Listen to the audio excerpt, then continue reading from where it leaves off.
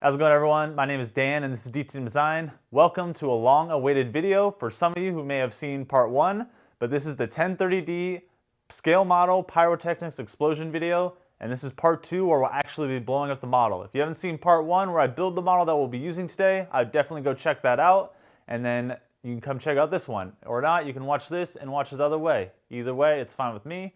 Anyways, now, I built this model last year and it's been hanging around for quite a while. We did do some test explosion stuff a year ago, so there is footage of that you'll see. It didn't really go anywhere and it took us a little while to realign our schedules to do the rest of the stuff. But in today's video, you will see the explosion, some of the test ones, and the final shot that we got. Now, this final shot will be being used in a full-length BMX video that my friends are making. It'll come out around summertime, so if you're a BMX fan, which I think a lot of the subscribers are, you should definitely look out for that, and you'll see a really good, really finalized shot of the explosion, all edited together with the video.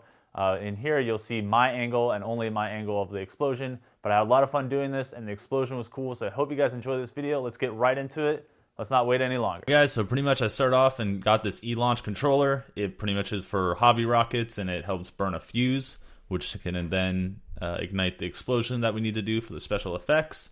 I was going to use some fireworks in the beginning, as you see here, and some other stuff to light it off. I also just got my drill and then got this little dome for the light. It's like a utility light, and we just drilled that into the wood using some tapping screws. Pretty much just wanted this as a cone where you put the explosive and the powder and all that to make the effect go in a direction that you want it to.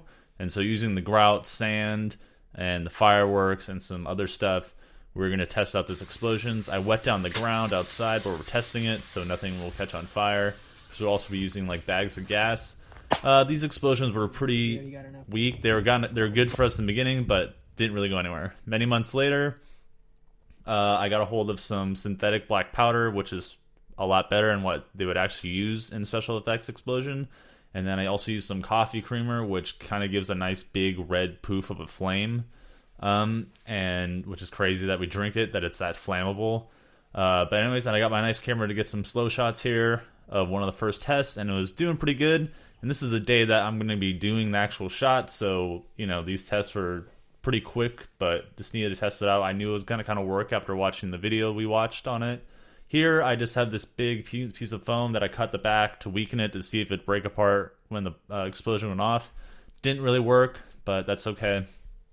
We just went ahead to the location and shortly here to do the actual explosion. But first, I had to add these extension walls and paint the colors to match what I had painted before and do a little bit of weathering just to blend it together. I used toothpicks to hold this stuff together because I didn't really need to have time to glue it, and it was just quicker this way. And it held it up just fine, and it's just temporary pretty much. So then we went ahead to the location, and I prepared all the little packets of the synthetic black powder to use for the special effects shot on the actual model. Using my drill, drilled this stuff into a board to hold it down for the explosion, and then we got the wires going. Now we did an explosion on the back side and on the front side. The back obviously didn't get the effect we wanted, and we did a little on the front. So here's these final explosions. Check them out. Hope you guys enjoy. And here's my mess I made, getting it all prepped and ready to go.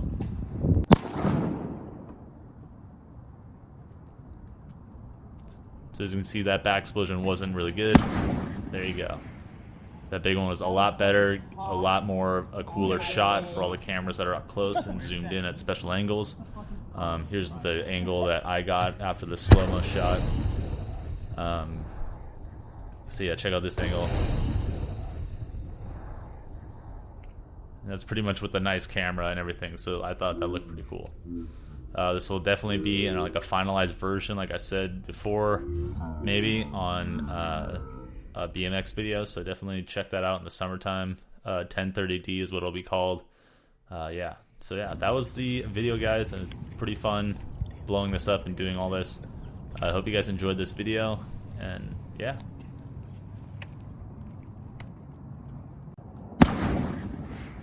All right, everybody, that was the Pyrotechnics video. I hope you guys enjoyed that explosion. It came out really well for, my first time ever trying to attempt something like that.